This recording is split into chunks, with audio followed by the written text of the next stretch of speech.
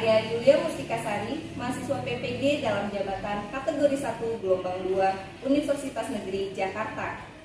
Saya merupakan guru mata pelajaran Bahasa Indonesia di SMA Negeri 1 Anyar. Pada kesempatan ini saya akan melaksanakan uji kinerja PPG dalam jabatan di SMA Negeri 1 Anyar dengan materi pembelajaran teks cerita pendek kelas 11. Selamat menyaksikan.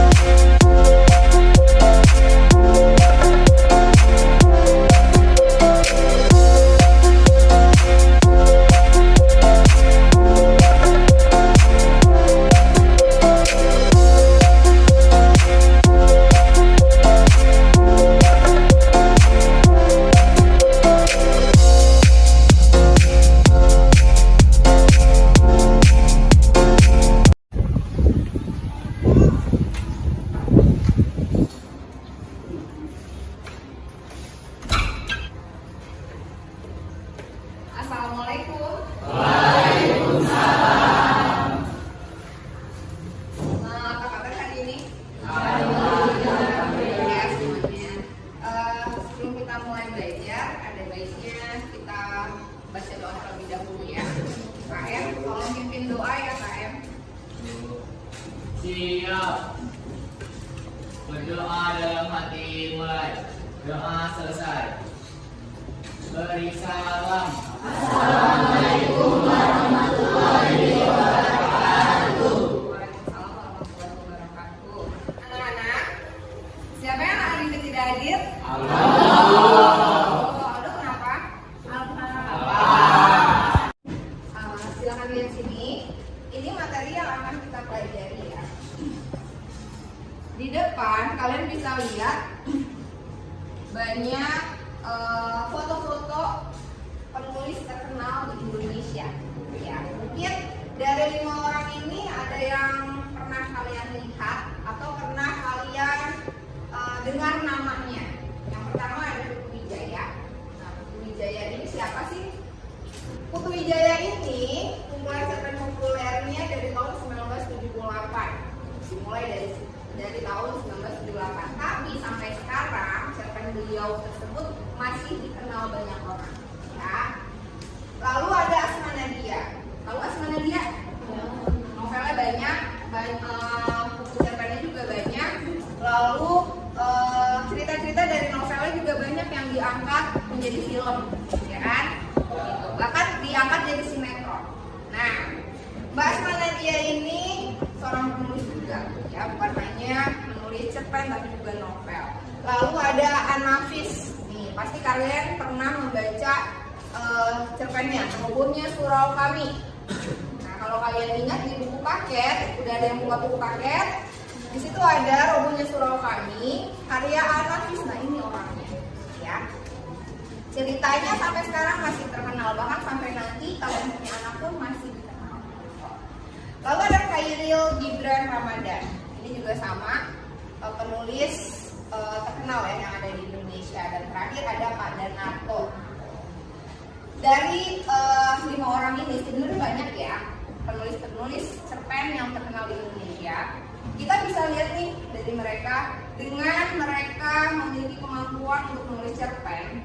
Dari cerpen itu, dari menulis cerpen mereka bisa mendapatkan mata pencaharian, ya tidak?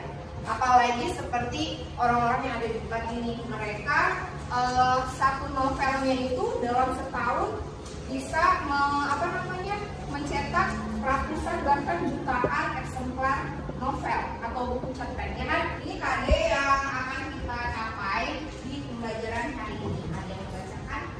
Kasih mulai-mulai kehidupan yang bergabung dalam kumpulan cerita pendek yang didapat. Ya, nah jadi hari ini kita akan mempelajari cerpen dengan mengidentifikasi nilai-nilai yang terkandung di dalam cerita pendek yang kalian baca. Ya, ini indikatornya.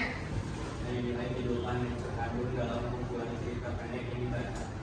Ya, jadi nanti kalian ketika membaca cerita pendek, kalian akan menganalisis nilai-nilai apa sih yang terkandung di dalamnya. Tadi kan di awal tuh Ibu bilang di dalam setiap cerpen itu pasti mengandung pesan yang ingin disampaikan. Nah, dari pesan atau amanat yang ingin pengarang sampaikan itu terdapat nilai-nilai yang terkandung di dalamnya. Ya, dan ini tujuan yang harus kalian capai di pembelajaran kita hari ini.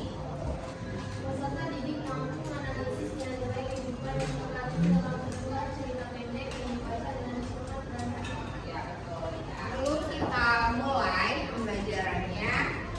Apakah kalian masih ingat pendek apa saja sih yang pernah kalian baca?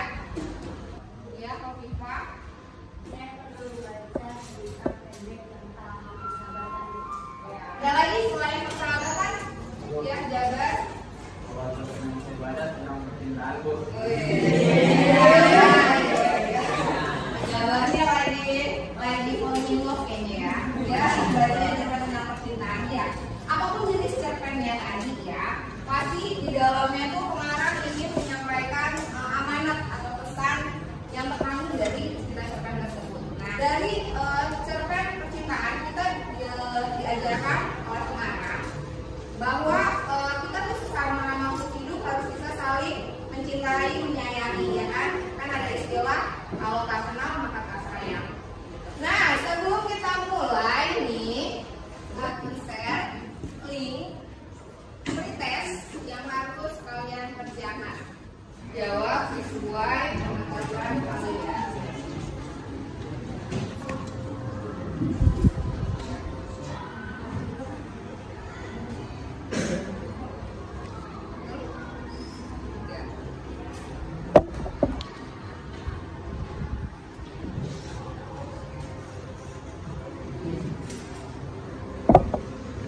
Nah, tadi dari 5 soal bagaimana? Itu Ibu ingin melihat sejauh mana pengetahuan dari anak kalian terhadap cerita pendek. Kan ini udah pernah nih pelajari waktu kalian SD, SMP. Sekarang kita akan belajar lagi tentang cerita pendek. Ada yang buku 5, ada yang buku 3, ada yang buku 4, nggak apa-apa ya. Oke, sudah siap belajar cerita pendek? Cerita pendek itu apakah sama dengan novel? Beda, kenapa? Bedanya apa? Kalau novel dibacanya bisa berhari-hari. Ya. Kalau cerpen bisa sekali duduk Bu. Oh ya, sekali dulu. Nah, betul. Terus ada lagi? Novel itu tidak lebih dari 10.000 kata. Ya, kalau cerpen? Cerpen tidak lebih. Ya, tidak lebih dari 10.000 kata ya. Sip. Berarti kalian masih ingat nih ya, bedanya cerpen dan novel apa? Oke nih, Ibu ingin memutarkan video atau cerita pendek yang berjudul Mimpi Sang Dara. Lalu kalian tentukan pesan dari cerita ini apa, nilai yang terkandungnya apa. Mimpi Sang Dara.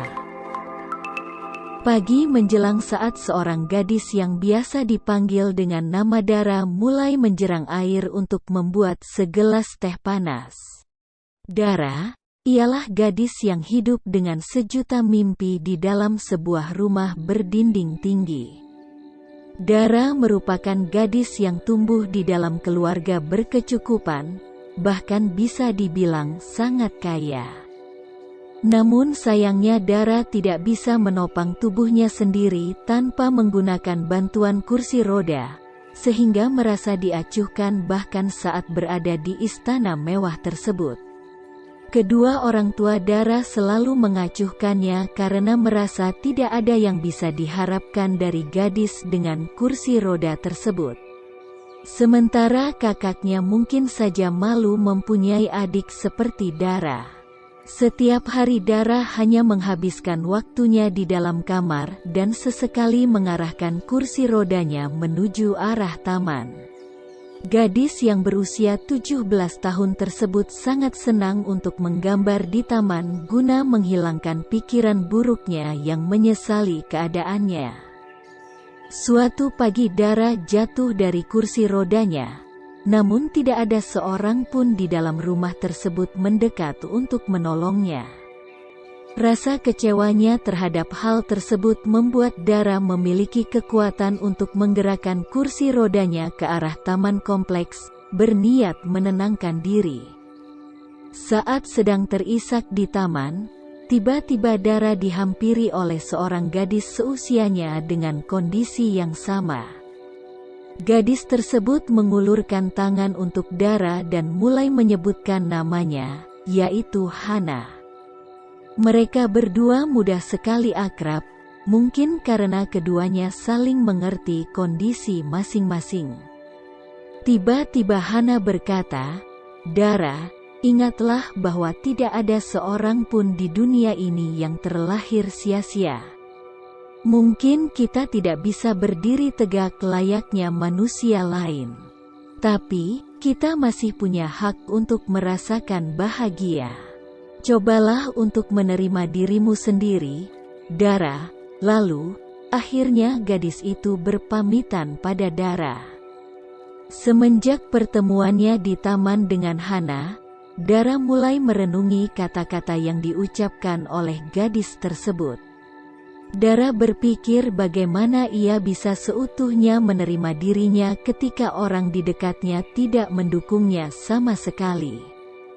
Dara mencoba mencerna perkataan dari Hana secara perlahan, meskipun seringkali ia menangis ketika teringat kenyataan bahwa ia hanyalah seorang gadis. Dari cerita pendek Mimpi Sanggara ini, apakah kalian sudah mengetahui apa sih isi dari cerita Mimpi Sanggara ini?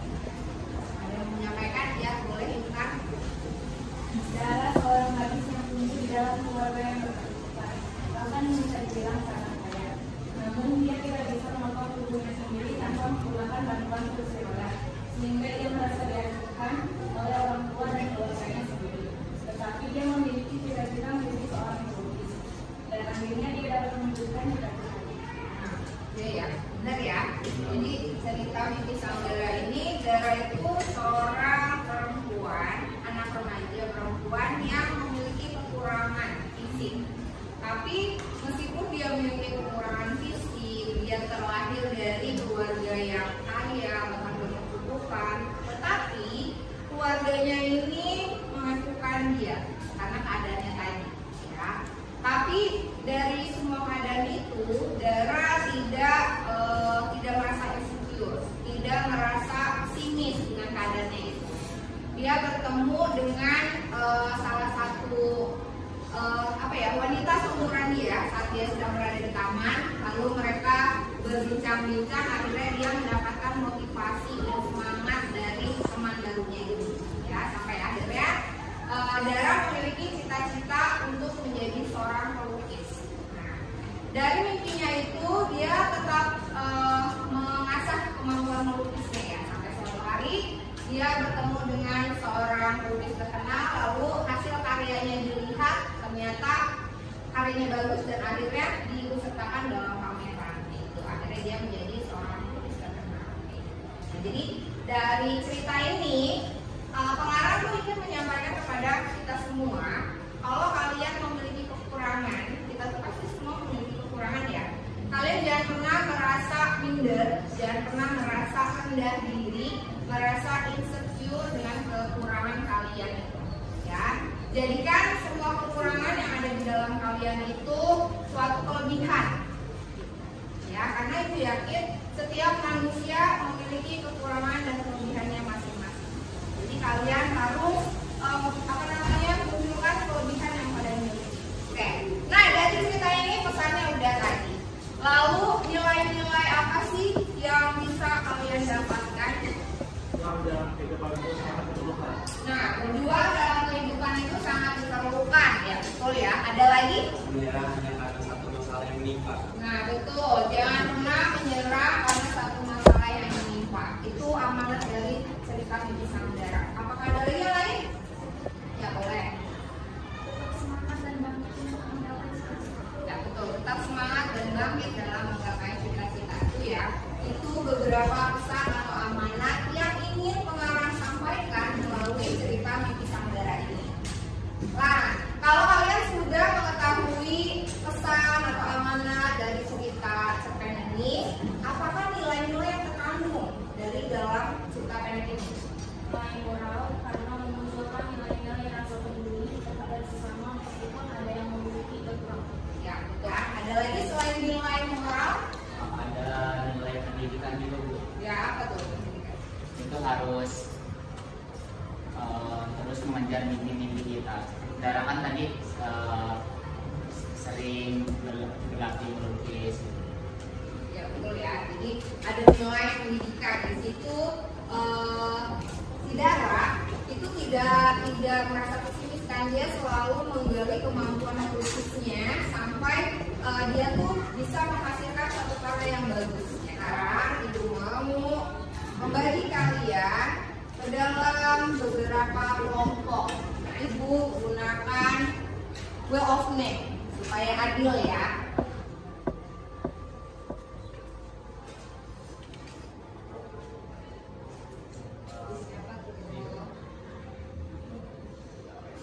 Rido ya, oke. Sekarang coba kalian duduk bersama kelompoknya masing-masing.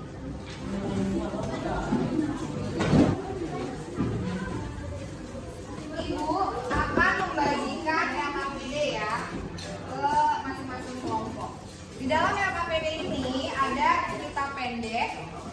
Kalian baca, lalu kalian cari apa sih isi dari cerita pendek yang ada di sini, lalu amanatnya apa, dan terakhir nilai-nilai apa yang terkandung di dalam cerita pendek ini, ya.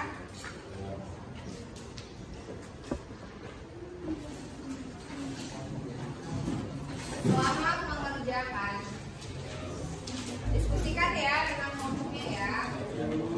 Baca instruksi dari LKPD-nya ya.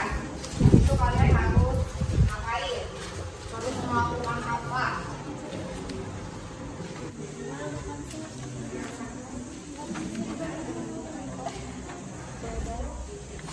Kalau ada yang bingung bisa tanyakan ya.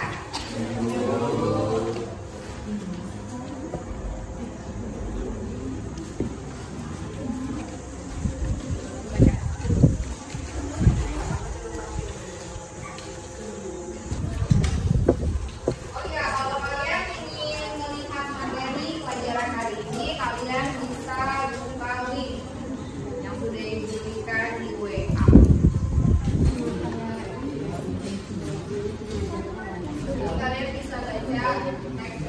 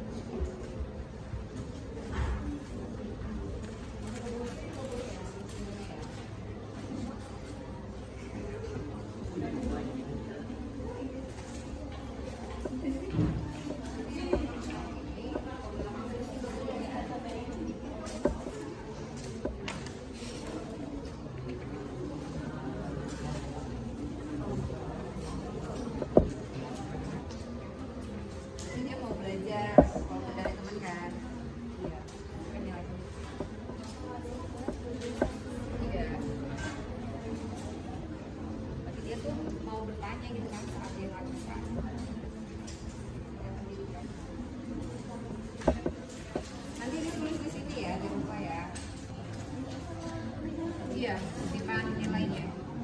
Ini kalau misal nggak muat nih, kamu nemuinnya lebih dari 3, kamu boleh juga sini. Nanti ini kamu boleh buat kamu. Ini penerapan dari nilai-nilai yang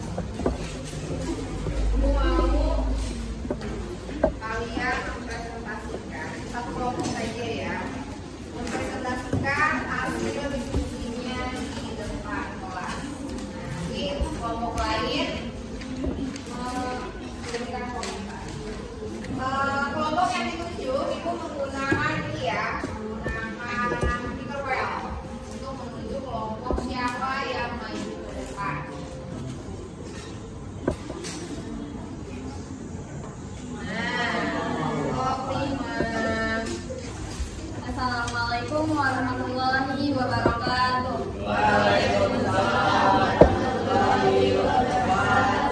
Kami dari kelompok 5 akan mempresentasikan hasil kerja kelompok kami.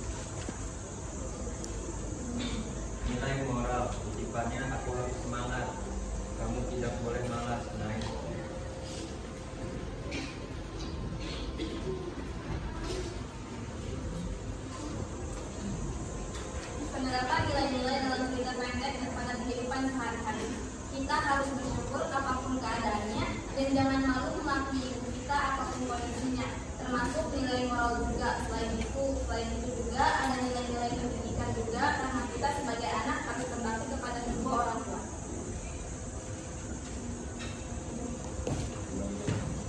Ada yang mau bertanya? Atau yang ingin menanggapi? Apakah dari hasil diskusi kelompok kalian berbeda jawabannya dengan jawaban kelompok 5 ini? Yuk, ada yang mau menanggapi ya kelompoknya ini ya?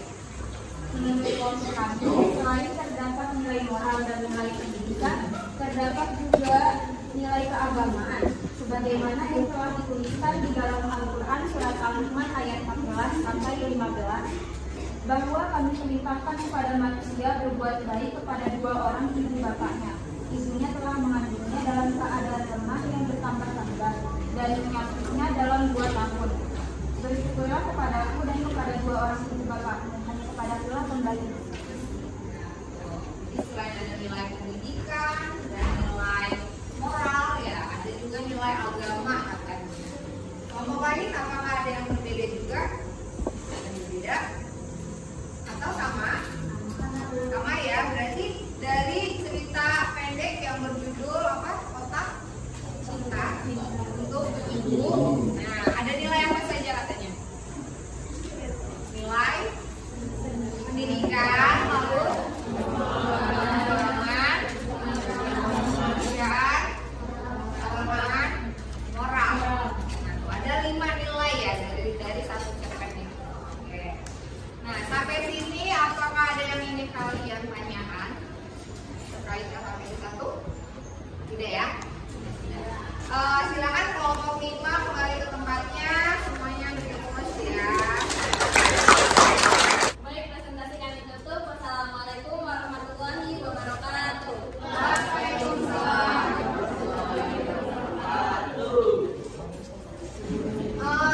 Dari pelajaran tadi kalian sudah bisa ya menganalisis nilai-nilai kehidupan yang terkandung dari dalam cerita pendek yang sudah kalian baca ya.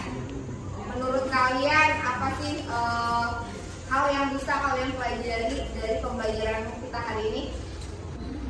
Kalau kita tuh dengan ibu jangan pernah mau ya mengakui keadaan ibu kita, ya nggak sih?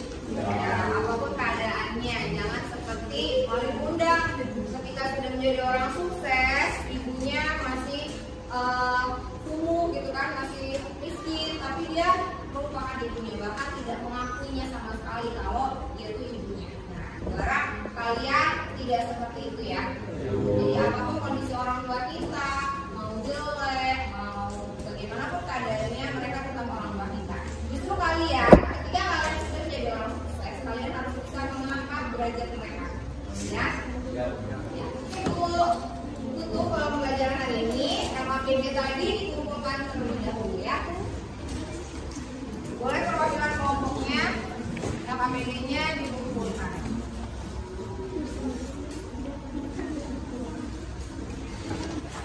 Sebelum ditutup, coba kita sama-sama simpulkan pembelajaran kita hari ini. Dari pembelajaran hari ini, kalian sudah mengetahui bahwa di dalam cerita pendek itu mengandung nilai-nilai. Nilai apa saja? Ya, pendidikan betul. Terus keagamaan, apa lagi? Moral, sosial, terus kemanusiaan, perjuangan, apa lagi yuk? Keagamaan, estetik, terus nilai politis, apa lagi? Etika, apa lagi? Nilai apa lagi? Budaya ya tuh. Jadi di dalam cerita pendek itu terdapat ada 10 nilai ya. Tapi balik lagi disesuaikan dengan ceritanya. Bisa saja di dalam satu cerita pendek hanya mengandung 1 nilai, atau di dalam satu cerita pendek mengandung 4 nilai seperti tadi yang sudah kalian kerjakan, ya kan? Coba ibu mau satu orang di sini, siapa yang bisa menyebutkan nilai-nilai yang terkandung di dalam cerita pendek itu ada apa saja? Satu orang, ya boleh.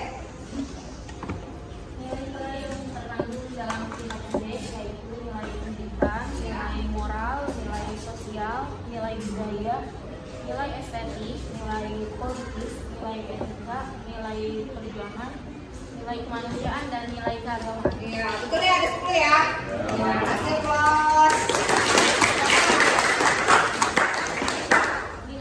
Nina. Nah, Nina karena sudah berhasil menyebutkan nilai-nilai yang terkandung dalam cerita pendek, maka Nina akan mendapatkan nilai bonus dari Ibu ya. Nah, jadi kalian nanti saat pelajaran Ibu lagi, kalau Ibu memberikan pertanyaan, kalian jawab, maka kalian pun akan mendapatkan nilai tambah dari Ibu.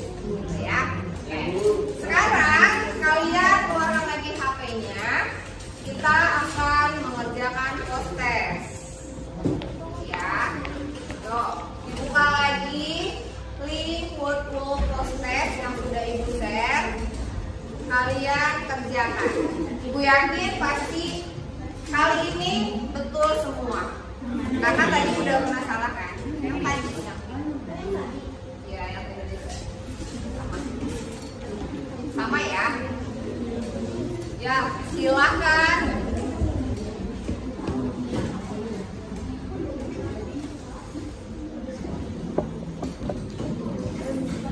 Selamat mengerjakan proses.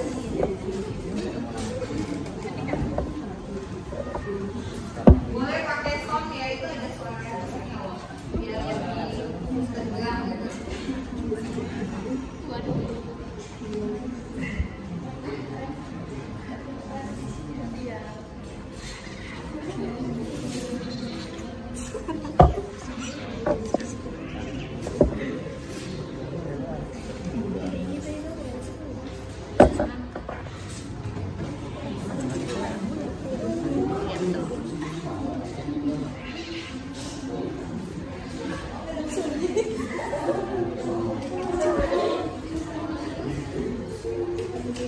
Udah selesai? Ya. Oh, ada yang belum. Ya, yang belum selesai, selesaikan ya. Sampai semua kotak misterinya kalian jawab. Ada 5 kotak misteri. Harus kalian jawab semua ya.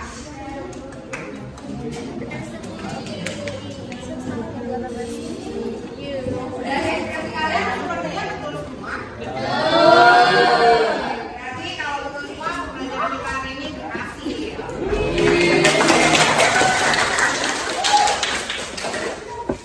Gimana? Untuk pembelajaran hari ini apakah menyenangkan? Terima kasih untuk pembelajaran hari ini. Dicukupkan sampai sini. Assalamualaikum warahmatullahi wabarakatuh.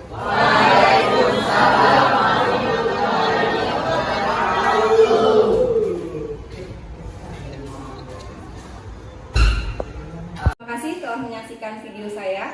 Wassalamualaikum warahmatullahi wabarakatuh.